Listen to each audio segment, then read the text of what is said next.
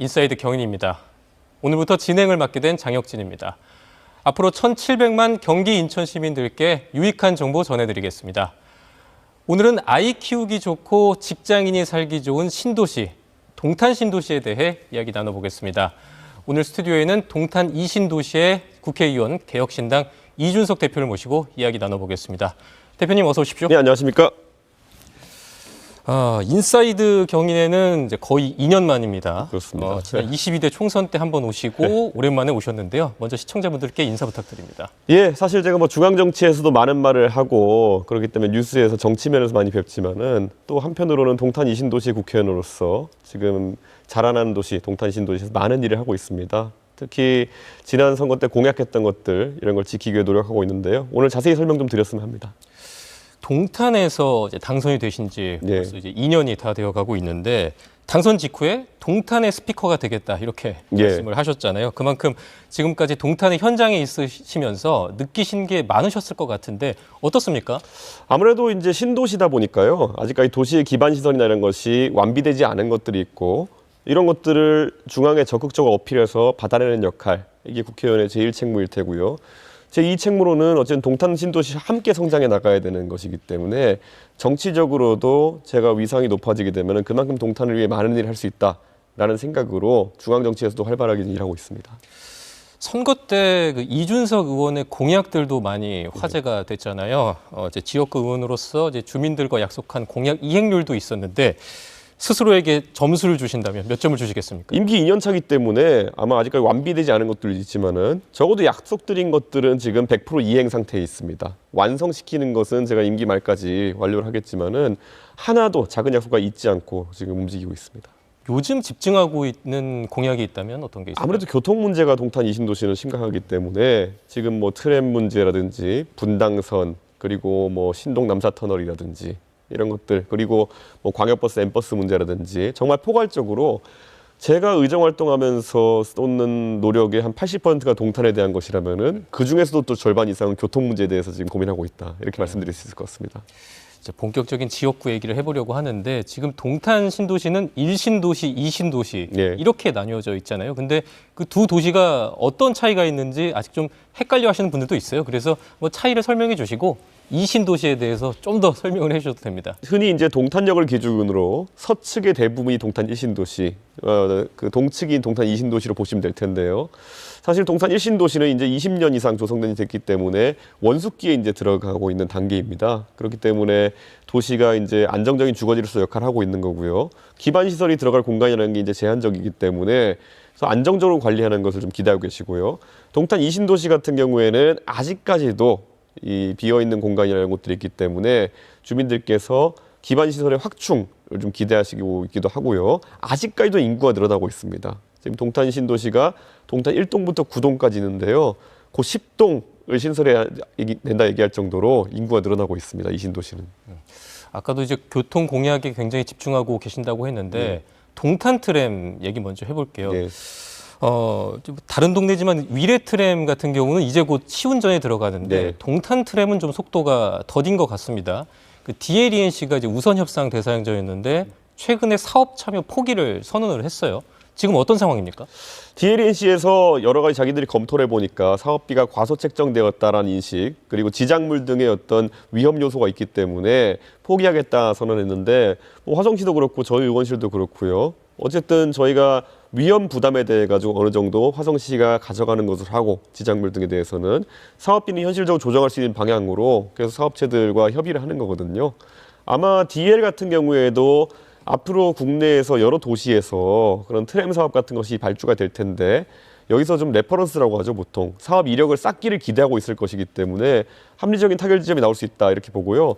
다만 동탄 트램이 처음 기획됐을 때와 다르게 이제 노선 조정이 좀 필요할 수도 있습니다. 앞으로 가면은. 왜냐하면 그 사이에 동탄 1신도시 중심으로 해서 1호선 연장 그리고 동탄 인덕원선, 동인선 이런 것들이 계획이 수립되면서 동탄 1신도시 지역과 병점 지역에서의 트램에 대한 요구도 많이 낮아졌거든요. 그렇기 때문에 노선의 일부 조정은 있겠지만은 트램이 필요한 것은 아직까지 맞고 그래서 차질 없이 추진될 수 있도록 저희가 계속 고민하고 있습니다. 네, 이번엔 GTX-A 얘기해 보려고 하는데요. 이게 이번에 개통이 되면서 서울로 가는 거는 참 편해졌지만 역까지 가는 게 너무 힘들다. 그 네. 주변이 너무 혼란스럽다. 이런 말들도 많이 나오고 있는 것 같아요. 그래서 뭐 주변 뭐 버스 노선을 바꾼다든지 다른 교통수단과 연계한다든지 이런 얘기도 나오는 것 같은데 뭐 의원님 보관이 있습니까? 동탄 이신도시의 버스 체계는 완전하게 개편돼야 됩니다. 지금 GTX가 들어온 지도 벌써 이제 1년 반이 넘어섰는데 GTX 중심으로 한 노선 개편이 아직 안 되는 이유는 수서역까지밖에 도달하지 않기 때문에 서울행 노선으로서 제한적인 역할을 GTX가 수행하고 있기 때문인데 올해 6월에 이제 서울역까지 개통이 되게 되고 파주까지 쭉 뚫리게 되는 겁니다. 그러면은 GTX가 광역교통의 상당 부분을 담당해야 되는 것이고 그에 맞게 이제 지선 교통망이 확충돼야 되는 것인데 저희가 지금 의원실 자체로 이 버스 노선들, 특히 시내 버스 노선들에 대해 가지고 조사를 하고 있습니다. 근데 이 버스 노선의 굴곡도라고 하는데요. 얼마나 삐뚤삐뚤 돌아서 가느냐 이런 건데 지금 동탄 지역의 버스 노선의 굴곡도가 상당합니다. 그래서 이거를 감소시키는 방향으로 버스 노선 개편하자고 저희가 지금 굴곡도라는 게 많이 돌아간다라는 얘기인가요? 그렇습니다. 이제 예를 들어 직선 거리가 1이다. 어느 지점과 어느 지점 사이에. 그럼 2면은 1의 직선 거리인데 가는 경로는 2가 되면 굴곡도가 2가 되는 겁니다. 아. 지금 그런데 대부분의 동탄의 버스 노선이 2에 가까운 굴곡도를 보이고 있는 거거든요.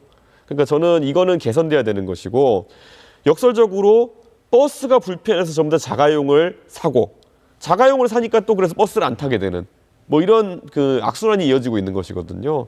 한번 딱 이렇게 각 잡고 이 버스 노선을 개편해 가지고 예전에 20년 전에 서울시에서 대규모 버스 노선 개편한 다음에 대중교통 이용률이 올라간 것처럼 동탄도 그렇게 한번 개편할 필요성이 있다. 그래서 아마 그거를 GTX 개통과 맞춰 가지고 하도록 지금 저희가 화성시와 협의를 하고 있습니다. GTX 타기가 편해졌으면 좋겠네요. 네.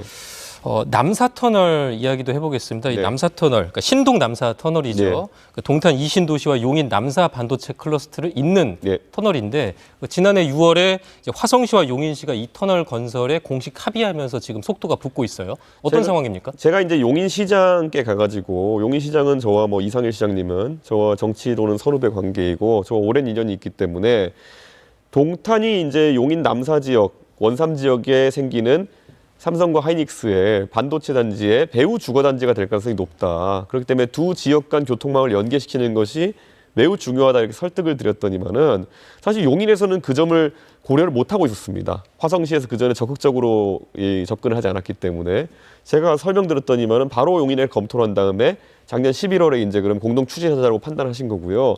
약간의 이제 조금 조정해야 될 부분이 있습니다. 예를 들어 그 노선의 상당 부분 용인에 속하고 화성 구간이 조금 있는데 그러다 보니까 공사비의 상당 부분을 용인이 부담해야 되기 때문에 3차선으로 하자라는 제안을 처음에 하셨습니다. 그러니까 가운데는 가변차선으로 이제 하고 3차선 전체가 그런데 두 지역 간의 교류가 활성화되기 위해 가지고는 4차선으로 이걸 추진하는 것이 옳다. 그래서 그런 부분도 원칙적으로 이제 얘기를 하고 있는 상태이고 저는 신동 남사터널이 이제 뚫리게 되면은 분명히 이제 동탄 구동 지역에 그런 어떤 주거 환경이나 이런 것들에 대한 관심이 커질 것이고 저는 동탄 구동 주민들 같은 경우 상당히 혜택을 누리게 될 것이다. 이렇게 보고 있습니다. 동탄에서 용인까지 출퇴근하시는 분들도 많잖아요. 지금은 그렇게 가려면은 밑에 82번, 84번 이런 도로를 통해 가지고 엄청나게 막힙니다. 네, 그래서 보통 뭐 한 거리상으로는 직선 거리로는 한 3km 되는 거리를 1시간 넘게 다니시고 이런 분들도 있는데 신동 남사터널이 되면은 8분 정도면은 갈 수 있다. 이렇게 개선되는 것이기 때문에 저는 굉장히 혜택이 클 것이다. 이렇게 보고 있습니다. 뭐 개통으로 좀 예상되는 시점이 있습니까? 지금 뭐 빨리 추진하게 되면은 용역 단계를 거치게 되고 그래서 아마 한 4, 5년 정도의 시간이 걸릴 것으로 보이는데요. 우선 빨리 첫 삽을 뜨도록 이제 일을 추진하는 것이 중요합니다. 네, 어쨌든 이렇게 교통망이 개선이 되면 이제 동탄 이신도시, 반도체, 바이오 거점으로 한 단계 업그레이드 되지 않을까 또 기대가 되는데 특히 이 용인 반도체 클러스터와 연계가 되다 보니까 앞으로 이 동탄 이신도시 경제적으로 어떻게 성장할 수 있는지 알려주시죠. 그 지금 우리나라의 반도체 기업들이 공장을 두고 있는 곳이 지금 화성, 평택 그리고 하이닉스의 청주, 용인에 그리고 2개 회사 들어오고요. 이천, 부발까지 이제 이렇게 있는데요. 이것들을 다 망라해가지고 교통망이 연결되는 곳은 동탄밖에 없습니다. 그렇기 때문에 저는 팹리스 반도체 기업이라든지 아니면 또 지원할 수 있는 여러 가지 기업, 이미 들어온 ASM을 포함해가지고요. 이런 기업들이 헤드쿼터를 동탄역 인근의 광비콤이라고 하는 저희가 이것을 위해서 업무단지로 쓸 수 있게 만들어 놓은 공간이 있습니다. 광역 비즈니스 콤플렉스라고 하는 곳인데요. 동탄역과 이어진 바로 그곳이 판교보다 판교에 우리가 흔히 카카오나 이런 NC가 들어가 있는 그런 공간보다 훨씬 더 앞으로는 부가가치가 큰 공간으로 탄생하게 될 것이다. 지금 삼성과 하이닉스 두 기업의 내년도 내후년도 이익금만 계산해도 300조에서 400조까지 될지도 모른다는 얘기가 나오고 있는데요. 그런 것들을 합리적으로 지원할 수 있는 업무 지원단지로서의 동탄의 가치, 특히 광비콤 지역의 가치는 굉장히 올라갈 것이다. 이렇게 말씀드리겠습니다. 동탄역 주변에 예. 광비콤 지역이라고요? 예, 맞습니다. 기대가 되네요. 근데 좀 아쉬운 부분도 있어요. 그 동탄 테크노밸리가 예. 공식률이 좀 높다고 예. 합니다. 사실 도시 자족 기능을 높이는 게 무엇보다 이제 중요할 텐데 그래야 좀 젊은 인재들도 동탄 이신도시에 들어오고 첨단 기업들도 유치가 되고 계속 이런 선순환이 일어날 텐데 지금 아직까지는 그렇게 큰 움직임은 없단 말이죠. 아마 그 판교에는 예전에 판교에 있는 땅들을 기업체들에게 분양해서 사옥을 짓도록 유도를 해가지고 이제 판교 IT밸리가 뜨게 된 것이거든요. 근데 안타깝게도 동탄 지역의 테크노밸리 같은 경우에는 먼저 개발업체 쪽에다 땅을 주고 지식산업센터라든지 오피스텔이라든지 이런 걸 통해 가지고 아주 작은 형태의 오피스들이 많이 이제 설립이 돼 있거든요. 그러다 보니까 우리가 이름을 알 만한 대기업이나 이런 곳들은 들어오지 못했습니다. 근데 아까 말씀드린 광비콤 지역이라든지 동탄의 나머지 업무부지 같은 경우에는 기업들이 사옥을 지을 수 있는 형태로 그렇게 저희가 활용해야 된다 맞다 생각하고요. 지금 아까 말씀하신 동탄 테크노밸리 지역 같은 경우에는 원래 기흥부터 해서 분당선 전철이 들어오는 것으로 이미 철도 계획에 포함되어 있었는데 아직까지 그것이 실현되지 못했습니다. 그래서 분당선 계획이 실현되게 되면은 판교와 직접 이어지게 되고 또 그 출퇴근하기 편한 환경이 되기 때문에 그때는 이제 그 부분에 있는 공실도 해소될 수 있다 이렇게 해서 용인 지역의 의원님들과 그리고 또 오산 지역의 의원님들 저희가 다 같이 또 당적은 다르지만은 분당선 유치에는 다 같이 한 목소리를 내고 있는 상황입니다. 그래서 그것의 성과가 나오기 기대하고 있습니다. 이번엔 동탄의 교육 얘기 예. 나눠볼까 하는데요. 동탄 이신도시 평균 주민 연령이 34세라고 예, 맞습니다. 합니다. 그만큼 젊은 부부들이 많이 사니까 아이들 교육도 많이 관심이 있으실 것 같은데 명품 교육 도시로서의 동탄 또 계획이 있으실 것 같은데 얘기해 주시죠. 지금 동탄은 어쨌든 신도시이기 때문에 치안이 좋고 아이들이 또 아이들 간에 위화감이 없는 상태로 다들 경제 수준이 비슷하고 하기 때문에 아이들이 구김살 없이 자라는 아주 좋은 환경이 되어 있습니다. 근데 여기서 이제 도시가 소위 이공계 중심의 IT 도시이기 때문에 조금 더 이 도시의 발전을 위해서는 수월성 교육의 형태를 띌 수 있는 좋은 고등학교라든지 이런 것들이 설립되는 게 중요합니다. 그래서 제가 국회의원이 되면서 공약 중에 하나로 세웠던 것이 과학고등학교 유치였는데 안타깝게도 지역에 있는 저와 당적이 다른 정치인들은 도의회에서 질의하고 이런 것을 보면은 과학고 유치에 대해서 미온적이거나 반대하는 입장을 공개적으로 드러내셨어요. 그래가지고 화성시가 과학고 유치에 있어서 상당히 유리한 지점에도 있었는데 불구하고 그 도의원들이나 아니면 이런 분들이 그렇게 나가고 화성 시 내에서도 시의회 의원들 중에 부정적으로 나오시는 분들이 있다 보니까 한 뜻으로 이렇게 유치를 이뤄내지 못했거든요. 그런데 그것이 아니더라도 이미 동탄의 동탄국제고 같은 경우에는 굉장히 인문계열 교육으로는 굉장히 좋은 환경을 제시하고 있거든요. 저는 그런 좋은 고등학교 유치 같은 것이 앞으로 중요해질 것이다 이렇게 보고 있고요. 화성시가 지금 전체적으로 비평준화 지역입니다. 그렇기 때문에 명문고등학교에 존재하는 것도 사실이지만은 또 신도시에 우수한 전문계 고등학교가 없는 것도 사실입니다. 요즘 같은 세상에서는 전문계 고등학교, 마이스터 고등학교를 통해 가지고 정말 취업이 잘 되는 고등학교의 존재도 중요한 것인데 우리 학생들에게 다양한 선택지를 줘야 되는 것이 국회의원으로서의 목표치이기 때문에 그런 그 학교들의 설립도 저희가 추진해 보려고 합니다. 전문계 고등학교 혹시 생각하고 있는 그런 분야가 있으세요? 소프트웨어도 그렇지만요. 저희가 여기에 있어서 또 상업 계열 고등학교라든지 이런 것들도 굉장히 중요합니다. 그리고 그런 것들도 세무 계열 전문성이라든지 요즘 학교마다 전부 다 전문성을 가져가고 있는 추세거든요. 저는 그런 것들은 주민들과 계속 협의해가지고 정말 훌륭한 전문계 고등학교가 동탄에도 있어야 된다 이렇게 생각합니다. 네, 이렇게 고등학교 얘기해 주셨는데 중학교도 좀 중요하잖아요. 그리고 신도시의 고질적인 문제 중 하나인데 이 과밀학급 이슈가 지금 동탄에 좀 있는 것 같습니다. 최근 지역에서 중학교 원거리 배정 논란이 있었던 걸로 알고 있는데 교육 인프라 확충, 배정 방식 개선 이런 목소리가 나오고 있는데 의원님 생각은 어떻습니까? 동탄이 지금 중학교 학군이 동탄 2-1 중학군과 2-2 중학군으로 나눠져 있는데요.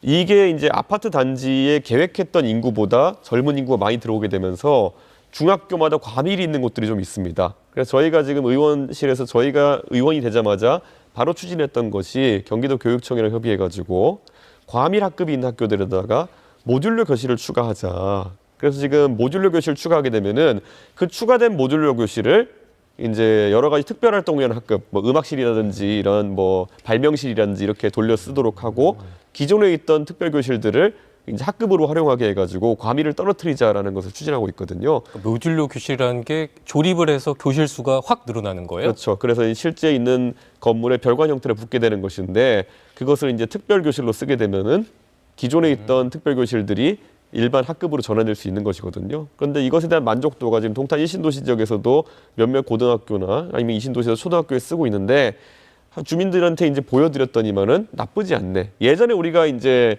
그 모듈러 그러면은 컨테이너식의 이런 학급이나 이런 걸 생각하시는 분들이 많았는데 요즘은 정말 잘 나옵니다. 그렇기 때문에 교육청과 그런 협의를 강화해가지고 과밀 학급이 해소될 수 있도록 저희가 노력하고 있습니다.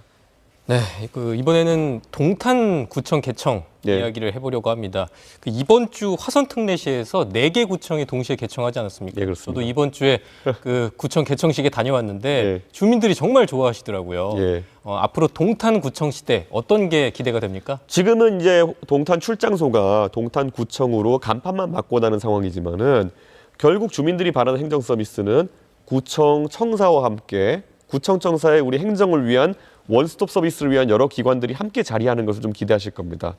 지금 동탄이 외형적으로는 40만 도시로 이제 성장했지만은 거기에 보건소에 대한 수요라든지 아니면은 또 세무서, 지금 동화성 세무서가 동탄역 앞에 임대 건물에 들어가 있는데 전국에서 가장 업무량이 많은 세무서가 돼버렸습니다. 그래요? 그런데 이런 것들도 빨리 세무서 건립을 촉진할 수 있도록 저희가 해야 되는 것이고, 화성 오산 교육지원청도 지금 오산시에 있거든요.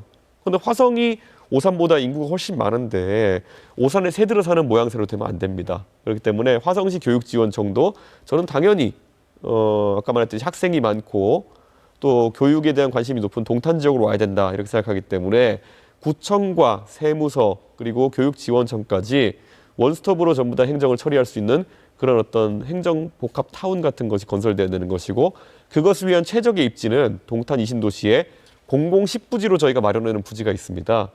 그 주변에 이제 다 들어오는 것이 맞다 이렇게 보고 있습니다. 네, 지금까지 동탄구 주민들도 뭐 여권 재발급하거나 뭐 네. 부동산 취득세 낼 때나 네. 그 멀리 시청까지 가느라 네. 진짜 불편하셨을 거예요. 그래도 이번에 구청이 개청이 되면서 조금 더 빨리 좀 업무를 보실 수 있으니까 그런 점들은 기대가 되네요. 맞습니다. 예. 요즘 디지털 플랫폼으로 주민들과 소통을 참 많이 하신다고 예, 들었습니다. 실제로 이제 플랫폼으로 이제 민원을 접수해서 그게 뭐 정책이나 입법으로 연결된 사례도 있나요? 실제로 주민들께서 교통민원은 굉장히 다양하게 내주십니다. 그리고 특히 그 동탄 이신도시의 주민들 중에는 실제 현업에 근무하시는 분들도 많고 교통 관련 산업에 종사하시는 분들도 있습니다. 그분들은 저희가 의원실에 직접 자문위원이나 아니면은 투기위원으로 위촉해가지고 정책 제안을 주시고 연구도 실제로 합니다. 아까 제가 동탄 이신도시의 버스 노선에 대한 굴곡도 같은 걸 언급했는데요. 이것도 지금 저희 의원실에 지금 특보로 위촉된 시민이 직접 연구를 해가지고 저에게 자료를 제시하고 저희는 이걸 바탕으로 해서 또 행정관청과 이야기를 하고 이런 협업체계가 구축되어 있습니다. 그렇기 때문에 앞으로도 저는 이 방송을 보시는 동탄 이신도시의 전문성을 가진 우리 주민들께서 어떤 제안이든 주시면은 저희는 소화해가지고 정책화해낼 수 있는 그런 국회의원 사무실이 지금 운영되고 있습니다. 네, 동탄구 주민들이 또 이준석 의원에게 많은 의견들을 전해주시면 좋겠네요. 예.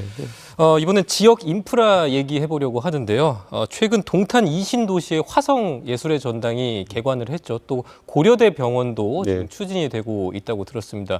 이렇게 뭐 병원이나 문화시설들이 들어서게 되면 또 정주 여건도 좋아지잖아요. 네. 의원님께서 구상하고 있는 다음 단계가 있다면 어떤 겁니까? 저는 동탄 이신도시가 결국에는 앞으로 지금 명품 주거단지를 넘어서 가지고 결국에는 그런 어떤 기반 시설들이 마련되고 나면은 비즈니스의 중심지가 돼야 되는 것입니다.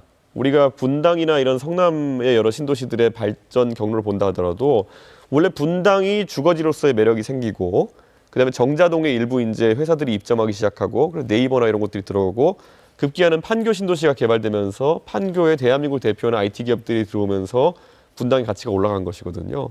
저는 동탄도 마찬가지라 봅니다. 동탄 1신도시와 2신도시 명품 주거단지 위에 지금은 아까 말했던 광비콤이나 이런 걸 중심으로 지금 이제 ASML 같은 국제적인 대기업도 이미 들어와 있지만은 여기에 대한민국을 이끌어가는 대기업들이나 이런 곳들이 입주할 수 있도록 이끌어 나간다면은 도시의 가치가 한층 올라갈 것이다. 그리고 저는 이런 생각도 합니다. 동탄역이라고 하는 공간은 굉장히 소중한 공간인 것이 전국에 있는 그 기차역 중에서 호남선과 경부선에 동시 접근 가능한 그런 기차역은 몇 군데 없습니다. 굳이 따지면은 천안 아산역, 네.